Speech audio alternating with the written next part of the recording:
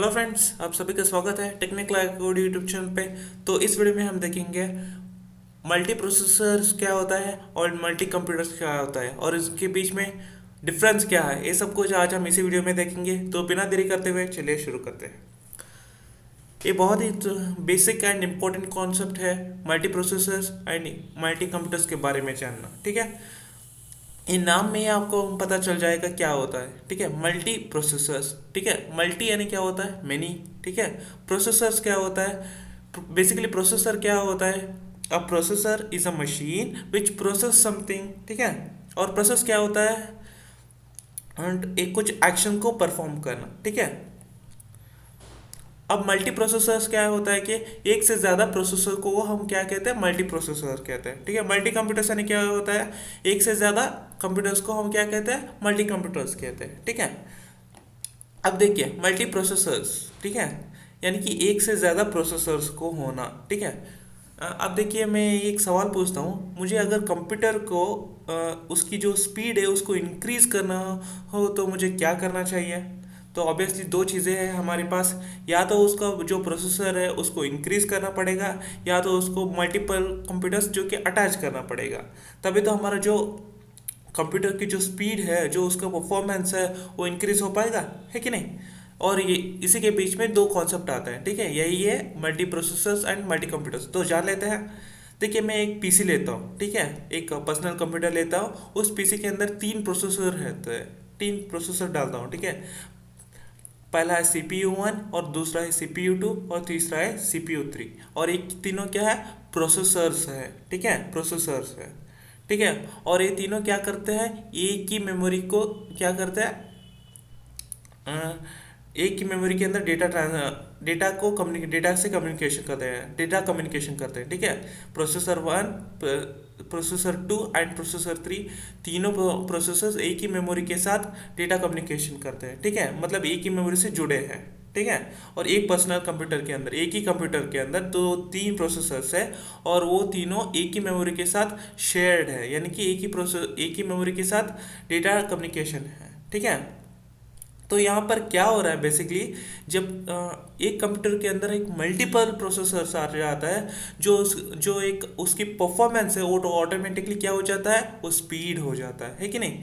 अगर एक अगर कम प्रोसेसर होते हैं तो उसका, या फिर एक ही प्रोसेसर होता है तो कंप्यूटर के पास, तो उसकी जो परफॉर्मेंस क्या होती है, एक लिमिट तक की होती है। जब उसकी प्रोसेसर ज़्यादा बढ़ा देते हैं तो हम उसकी क्या हो जाती है, तब उसकी जो स्पीड है, उसकी जो परफॉर्मेंस है, तो क्या हो जाती है, वो ज़्यादा हो जाती है। ठीक है, यहाँ पर मैंने एक कुछ पॉइंट्स लिखे हैं, वो देख लेते हैं। मल्टी प्रोसेसर सिस्टम कंप्यूटर और मल्टी प्रोसेसर कंप्यूटर और also known as shared memory system, यानी कि मल्टी प्रोसेसर सिस्टम, या फिर इसको आप मल्टी प्रोसेसर कंप्यूटर भी कह सकते हो। और इसको आप क्या कह सकते हो, is also known as shared memory systems, यानी कि जो मल्टी प्रोसेसर्स है, जो कि CPU 1, CPU 2 एंड जो CPU 3 है, ये तीनों प्रोसेसर्स है, वो एक ही मेमोरी के साथ अटैच है, यानी कि एक ही मेमोरी से जो कम्युनिकेशन होता है वो कर पाता है। ठीक है, multiprocessor is a system in which we have multiple CPUs. All CPUs or processors will access same memory called shared memory system. ठीक है, यही तो मैंने यहाँ पर लिखा है, यानी कि तीनों प्रोसेसर जो है, जो तीनों मल्टीपल प्रोसेसर जो है, वो एक ही मेमोरी से क्या कर पाते हैं, शेयर कर पाते हैं, जो कि एक ही मेमोरी के साथ एक्सेस कर पाते हैं। इसलिए इसका क्या नाम पड़ा है, शेयर्ड मेमोरी सिस्टम्स। ठीक है, और और देखिए एक और पॉइंट लिखा है मैंने, here sharing the memory then only they can communicate each other. ठीक है, और तीनों प्रोसेसर कम्युनिकेट कैसे करते हैं, with the help of sharing this memory. ठीक है, यहाँ पर शेयरिंग मेमोरी है, तीनों इसलिए कम्युनिकेट कर पाते हैं। ठीक है, जब CPU 1 इससे कम्युनिकेट, जब मेमोरी के साथ शेयर्ड है तो क्या कर पाता है, तो CPU 2 के साथ कम्युनिकेट कर पाता है। इसी तरह से CPU 3 के साथ भी कम्युनिकेट कर पाते हैं। ठीक है, एक पीसी के अंदर तीन प्रोसेसर्स है और तीनों एक ही मेमोरी के साथ अटैच है, और तीनों एक ही मेमोरी के साथ एक्सेस कर पाते हैं। ठीक है, और इसीलिए इसका नाम क्या पड़ा, शेयर्ड मेमोरी सिस्टम। ठीक है, जब एक ही मेमोरी के साथ तीनों प्रोसेसर अटैच है, इसलिए हमारा जो इसको हम मल्टी प्रोसेसर्स कहते हैं। और इसकी जो परफॉर्मेंस है कंप्यूटर की, जो कि स्पीड हो पाती है, और जो कि तीनों प्रोसेसर एक ही मेमोरी के साथ जुड़े हैं, कनेक्ट है, एक्सेस कर पाते हैं, इसीलिए हम क्या कर पाते हैं, डेटा को शेयर कर पाते हैं, यानी कि कम्युनिकेट कर पाते हैं। ठीक है, ये हो गया मल्टी प्रोसेसर का कॉन्सेप्ट। अब आ जाता है मल्टी कंप्यूटर्स। मैंने अभी बताया कि अगर हमारे पास, या तो हम कंप्यूटर की स्पीड दो तरह से इंक्रीज कर सकते हैं, या फिर मल्टीपल प्रोसेसर्स लगा के कंप्यूटर के अंदर इंक्रीज कर सकते हैं, या फिर मल्टीपल कंप्यूटर्स को ही अगर मल्टी प्रोसेसर नहीं लगाना तो क्या कर पाते हैं, मल्टीपल कंप्यूटर्स हम लगा देते हैं। ठीक है, 4-5 कंप्यूटर लगा देते हैं, वर्क एक साथ कनेक्ट करके वर्क कर देते हैं, तो क्या होता है, उसकी जो स्पीड है वो भी इंक्रीज हो जाती है। समझ लीजिए एक कंप्यूटर कुछ अमाउंट ऑफ काम वर्क जो है वो कंप्लीट कर पाता है कुछ टाइम पे, तो उसी टाइम पे दूसरा कंप्यूटर भी उतना ही वर्क कर पाता है, उसी तरह से तीसरा कंप्यूटर भी उतना ही काम कर पाता है। तो क्या हो रहा है, सबको मिला के ज़्यादा हो रहा है कि नहीं।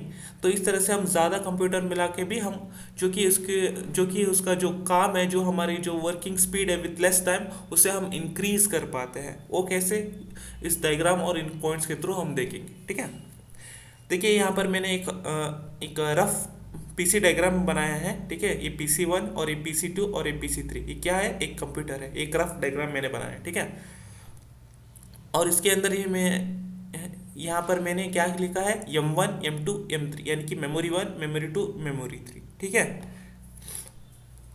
और मैंने यहाँ पर लिखा है connect computers and increase speed of computer. ठीक है, यानी कि हम जो कि कंप्यूटर्स को हम कनेक्ट कर पाते हैं। ठीक है, कनेक्ट करने के बाद ही हम क्या कर पाते हैं, जो इसकी कंप्यूटर की जो स्पीड है उसको हम इंक्रीज कर पाते हैं। ठीक है, जो कंप्यूटर की जो स्पीड है उसको इंक्रीज कर पाता है बाय कनेक्टिंग दी मल्टीपल कंप्यूटर्स, क्योंकि जो काम एक कंप्यूटर जितना काम कर पाता है उतना दूसरा कंप्यूटर भी उतना ही काम कर पाता है। लेकिन अगर मैं सारे कंप्यूटर्स को एक साथ जोड़ दूँ, तो जो एक कंप्यूटर के पास, एक कंप्यूटर जितना काम करता है उतना बाकी सब भी एक करके काम करेगा, तो जो सारे मिला के जो बहुत ज़्यादा काम उतना ही अमाउंट ऑफ टाइम में वो कंप्लीट कर देगा। ठीक है, देखिए, a single computer can do limited work, so adding to extra computer this forms network of computer. ठीक है, मैंने अभी यही कहा, एक अकेला कंप्यूटर क्या कर पाता है, वो मिनिमम अमाउंट ऑफ जो कि काम कर पाता है। लेकिन अगर मैं दो और कंप्यूटर को ऐड कर दूं तो क्या बन जाता है, एक नेटवर्क बन जाता है। ठीक है, कंप्यूटर का नेटवर्क बन जाता है,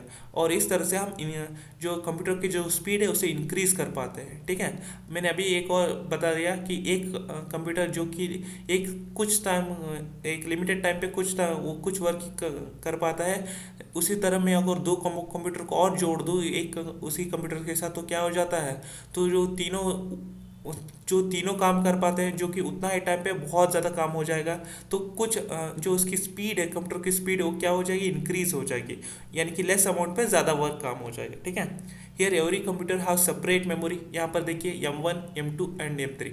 यहाँ पर PC1 जो कि एक कंप्यूटर है उसके लिए एक सेपरेट मेमोरी है जिसका नाम M1 है, और यहाँ पर देखिए PC2 और कंप्यूटर के लिए सेपरेट मेमोरी है जिसका यहाँ पर M2 है। यहाँ पर PC3 कंप्यूटर के लिए सेपरेट मेमोरी है M3। यहाँ पर देखिए मल्टी प्रोसेसर के अंदर मल्टीपल प्रोसेसर्स है, लेकिन यहाँ पर तीनों प्रोसेसर सेम मेमोरी को एक्सेस कर पाते हैं, लेकिन यहाँ पर एक कंप्यूटर और उसके लिए सेपरेट मेमोरी है। ठीक है, they will communicate with the help of messages. यहाँ पर एक और पॉइंट है, यहाँ पर क्या क्या, यहाँ पर लिंक है। ठीक है, यहाँ पर with the help of messages, यहाँ पर भी देखिए लिंक है। ठीक है, यहाँ पर PC1 एंड PC2 दोनों कैसे कम्युनिकेट कर पाते हैं, with the help of messages. यहाँ पर देखिए PC2 एंड PC3 कैसे कम्युनिकेट कर पाते हैं, with the help of messages. ठीक है, यहाँ पर जो मल्टी कंप्यूटर्स के अंदर जो कंप्यूटर्स एक दूसरे से कैसे कम्युनिकेट कर पाते हैं, with the help of messages. लेकिन यहाँ पर मल्टी प्रोसेसर्स एक दूसरे से कैसे कम्युनिकेट कर पाते हैं, with the help of memory. ठीक है, with the help of memory they can communicate each other, क्योंकि जो कि CPU1 CPU2 CPU3 जो कि तीनों प्रोसेसर है और तीनों मेमोरी से क्या कर पाते हैं, एक्सेस कर पाते हैं। तो CPU1 अगर मेमोरी से एक्सेस कर पाते हैं, तो इसी तरह से CPU2 और CPU3 दोनों भी मेमोरी से एक्सेस कर पाते हैं। जो इंफॉर्मेशन है जो कि यहाँ पर स्टोर होती है और यहाँ से मेमोरी से स्टोर होती है, और मेमोरी से दूसरे प्रोसेसर को डेटा ट्रांसफ़र किया जाता है, कम्युनिकेट किया जाता है, यानी कि जो प्रोसेसर को मेमोरी से ही क्या कर पाते हैं, कम्युनिकेट कर पाते हैं। यहाँ पर मल्टी कंप्यूटर्स के अंदर मेमोरी से नहीं बल्कि मैसेजेस के साथ क्या कर रहे हैं, क्या कर पा रहे हैं, कम्युनिकेट कर पा रहे हैं एक दूसरे से, ठीक है। इसलिए इसका another name of multi computer is message passing computer, ठीक है। इसलिए मल्टी कंप्यूटर्स का जो दूसरा नाम है, इसलिए इसका पड़ा मैसेज पासिंग कंप्यूटर, क्योंकि मैसेजेस के द्वारा ही एक कंप्यूटर्स एक दूसरे से कम्युनिकेट कर पाते हैं। लेकिन यहाँ पर मल्टी प्रोसेस के अंदर जो इसका दूसरा नाम है शेयर्ड मेमोरी सिस्टम। इसे क्यों शेयर्ड मेमोरी सिस्टम यहाँ पर पड़ा, क्योंकि प्रोसेसर्स है एक दूसरे से कम्युनिकेट मेमोरी से ही कर पाते हैं, इसीलिए इसका नाम पड़ा है शेयर्ड मेमोरी सिस्टम्स, ठीक है। यहाँ पर मैसेजेस के द्वारा एक दूसरे से कम्युनिकेट किया जा रहा है, इसलिए इसका नाम पड़ा मैसेज पासिंग सिस्टम्स, ठीक है। The computers are connected by passing the message, ठीक है, कॉल्ड मैसेज पासिंग सिस्टम। मैंने अभी यहाँ बताया द कंप्यूटर्स एक दूसरे से कनेक्ट किया गया है। यहाँ पर इन दोनों, यहाँ पर देखिए कनेक्शन है, और जो उसका जो कम्युनिकेशन भी और मैसेजेस के द्वारा भी है, इसलिए हम क्या करते हैं, इसको मैसेज पासिंग सिस्टम भी कहते हैं। जो मुझे उम्मीद है आपको सब कुछ समझ आ चुका होगा, multi processor and multi computers क्या होते हैं और इन दोनों के बीच डिफरेंस कैसे होता है, और इन दोनों की मदद से हम क्या कर पाते हैं, कंप्यूटर की जो स्पीड है उसको हम कैसे इंक्रीज कर पाते हैं। ये सब कुछ आपको समझ आ चुका होगा। अगर कुछ भी डाउट्स हो तो कमेंट सेक्शन आप ही के लिए खुला है, तो कमेंट कर दीजिएगा, मैं आपको रिप्लाई कर दूंगा। इस वीडियो को लाइक करें, चैनल को सब्सक्राइब करें और बेल आइकन भी जरूर दबाएं। मिलते हैं अगले वीडियो में। Till then take care, bye bye.